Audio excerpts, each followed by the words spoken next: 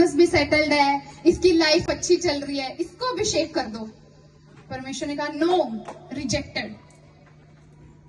हाँ, परमेश्वर ने कहा रिजेक्टेड।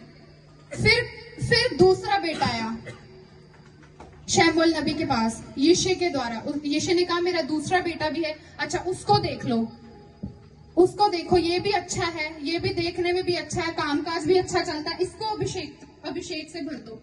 हाँ, शमूएल ने कहा नहीं, ये भी रिजेक्टेड है, क्योंकि उसको ऊपर से परमेश्वर यहोवा की आवाज नहीं आ रही थी। जब तक परमेश्वर ने उसके ऊपर मोहर नहीं लगाई, जब तक परमेश्वर ने नहीं कहा कि हाँ यही मेरा अभिषेक है, तब तक वो रिजेक्ट करता गया, तब तक वो बोलता गया नो, रिजेक्टेड, रिजेक्टेड, रिजेक्टेड। हाँ, एक बेटा आया, दूसरा बेटा आया, तीसरा बेटा आया, चौथा, पांचवा, छठवां।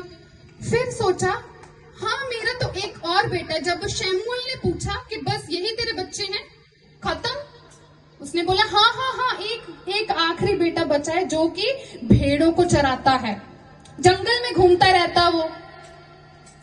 हाँ, गिड्डा सा, छोटा सा, जंगल में घूमता रहता है, मैं उसको बुलाता हूँ। उसको याद भी नहीं था, बोलने के बाद उसको याद आया हाँ एक और बेटा है जो भेड़ों को चराता है, जंगल में रहता है ज्यादातर, वहां पर जाकर वो भेड़ों को चराता है। जब उसको बुलाया गया, दाऊद को, हाँ कितने जन जानते हैं दाऊद को? जब दाऊद को बुलाया गया, जब दाऊद आया शमूएल के पास, यही है जिसको मैं अभिषेक देना चाहता हूँ, यही है, yes you are.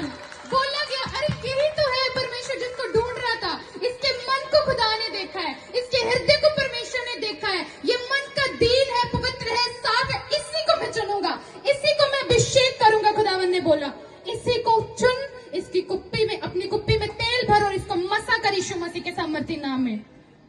Hallelujah, hallelujah. और जब उसको चुना तो वो भेड़ों को चराता था, उसका हाइट भी उसकी छोटी सी थी, उसको मालूम भी नहीं था, आराम से वो घूम रहा था इधर उधर। हाँ, तो जब परमेश्वर के द्वारा वो चुना गया तो पूरा उसकी लाइफस्टाइल चेंज हो गया। अभी हमने देखा है, बाइबल में हम पढ़ते हैं कि बहुत सारे, जितनी भी लड़ाइयां दाऊद ने लड़ी, जब अभिषेक उसका हुआ, जितनी लड़ाइयां उसने लड़ी, जितने काम उसने किए, पूरे सक्सेसफुल हुए यीशु मसीह के नाम में। अभी अभिषेक का मतलब क्या है? जब अभिषेक उसकी लाइफ के ऊपर आया, जब अनॉइंटिंग उसकी लाइफ के ऊपर आई, तो उसका हर एक काम सक्सेस होना शुरू हुआ, हर एक काम में बरकत आई, ब्लेसिंग्स आई। उसने कहीं पे भी रिजेक्शन को नहीं देखा, उसने कहीं पर भी हार को नहीं देखा। बिना अनॉइंटिंग के आप जहां कहीं जाओगे रिजेक्शन को देखोगे, फेलियर को देखोगे, हाँ, डलनेस को देखोगे अपनी लाइफ में। लेकिन जब आप अनॉइंटिंग को लेकर जाओगे तो फेवर आपका पीछा करेगा यीशु मसीह के नाम में, अनुग्रह आपका पीछा करेगा यीशु मसीह के नाम में।